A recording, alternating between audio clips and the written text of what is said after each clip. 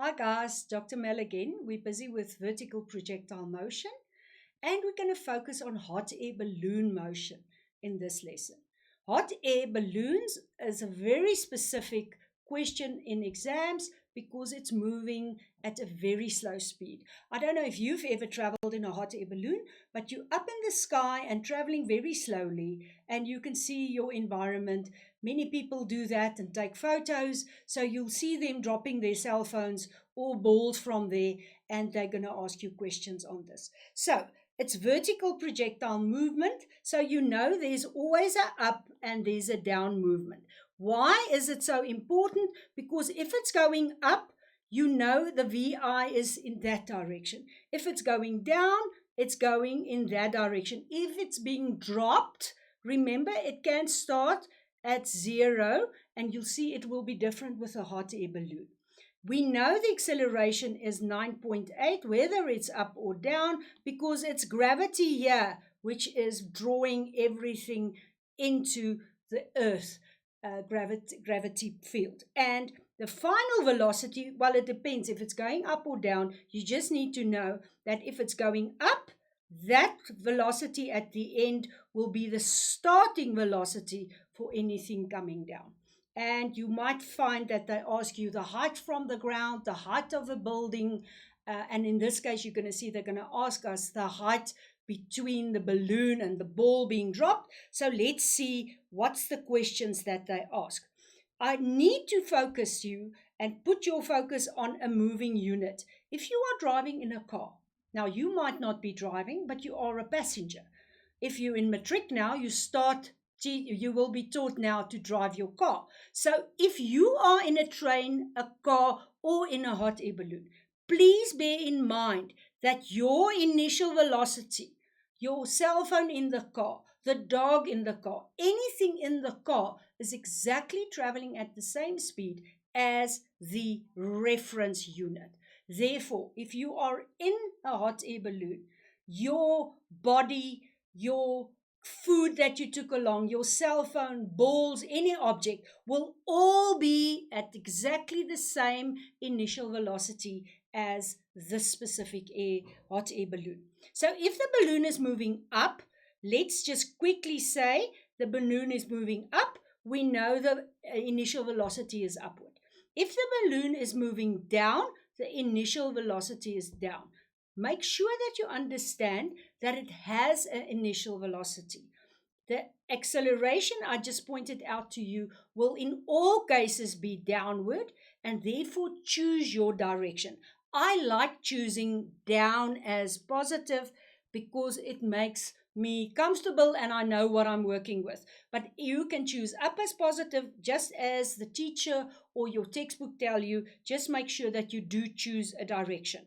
In this instance, they're asking me to calculate a few things around a hot air balloon. So it says the hot air balloon moves upward. Now that's the first indication that it's moving upward. And the constant velocity is a clue to you that the acceleration is 0. Therefore, for the hot air balloon, the initial and the final velocities will be exactly the same. And they're very nice in this question because they actually gave me the value. So that is 5.88. When the balloon is at point A, one of the passengers drops a cell phone that falls on the ground with a velocity of 19.6. So we know now we've got this small cell phone. It's falling, and when it's on the ground and it reaches the ground with a velocity of 19.6. Important to see that the cell phone was going upward with 5.88. So it will first go up, stop at the top, 0 velocity, and only then will it start falling down. Take note that at this point here, when it goes past point 8 again, it will point A again, it will have a velocity of 5.88. So make sure that you've got a diagram and that you're working with the correct values. They're asking me to calculate the height above the ground of point A. So I need to calculate this delta y, and I need to see do I have enough information of either the cell phone or the balloon? And then they want to know the time that it takes the cell phone to reach the ground. So let's see if we've got data to work out the height above the ground. Now it seems like we've got the velocity for the cell phone there, and we've got the velocity for the cell phone there. So let us assume that it went up to 0 and down to that point, and that was delta y1, this was delta y2, and this portion here is delta y3, which is what we actually want to calculate.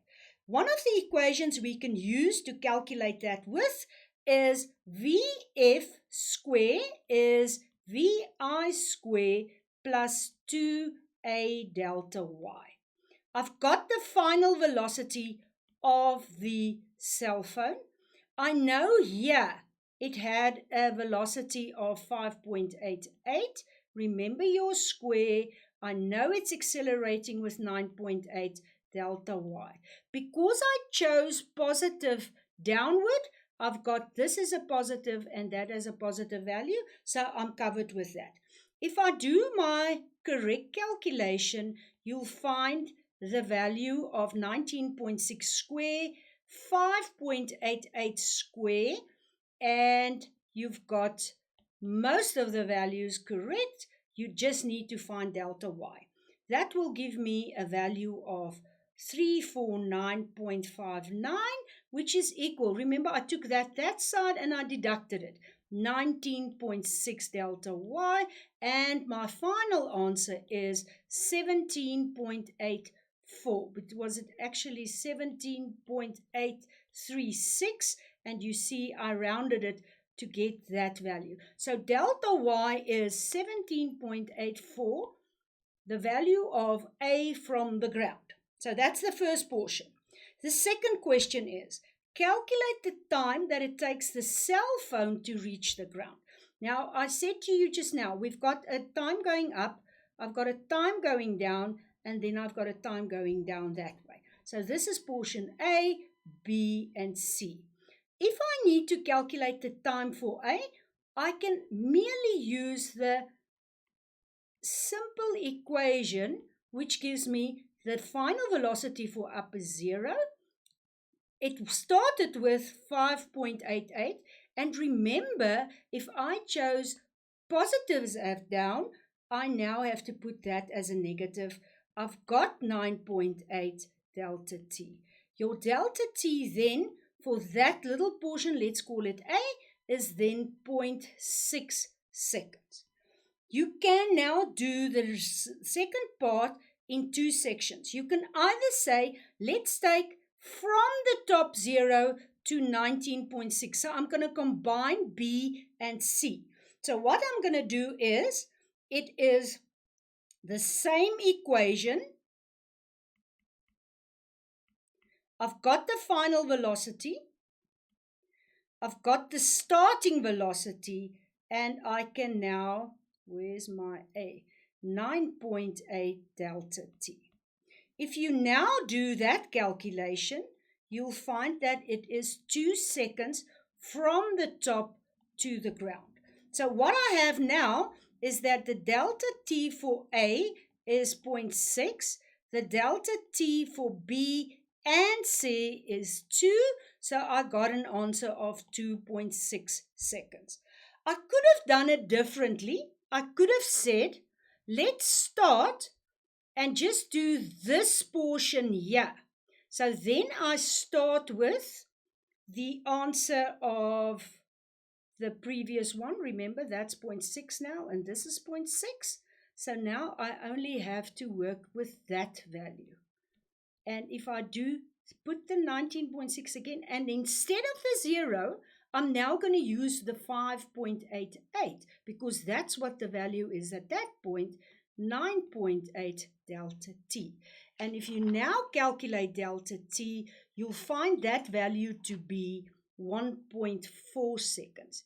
Now let's see what we did now. We said up is 0.6, down to that point is 0.6, and then further down is 1.4. And if you calculate all three of those, you'll also get to the answer of 2.6 seconds. Do you see it's exactly the same calculation? Just see that you work with the correct detail.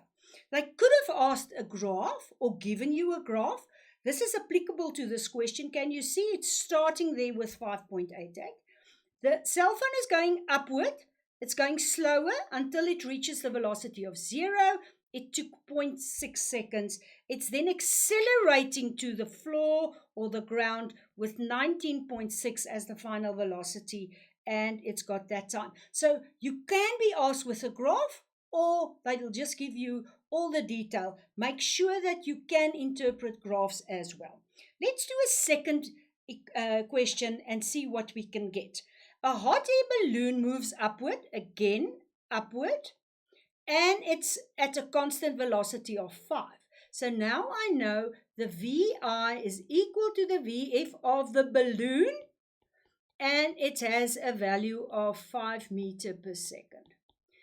A ball is dropped in this question from a height of 50. So this hot air balloon is at a height of 50, and now a ball is dropped out.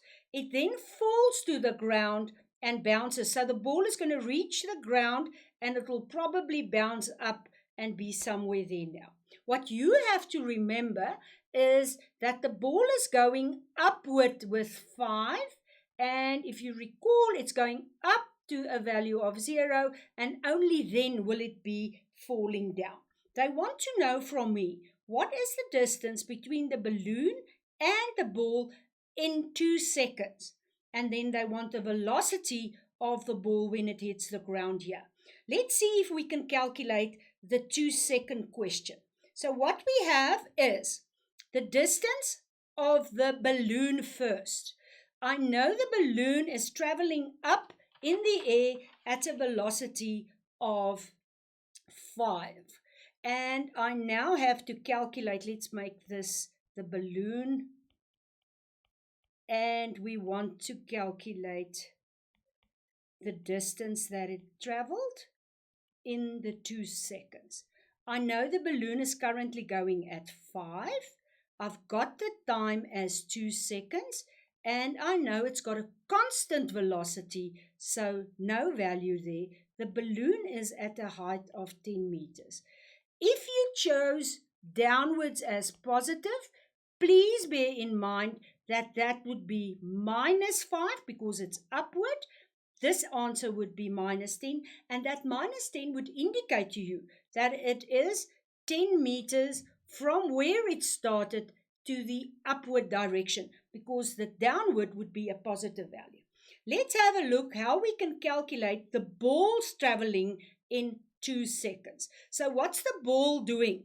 The ball is going up and down, and I can put in the same values because I have the time. So let's have a look. The ball is going up.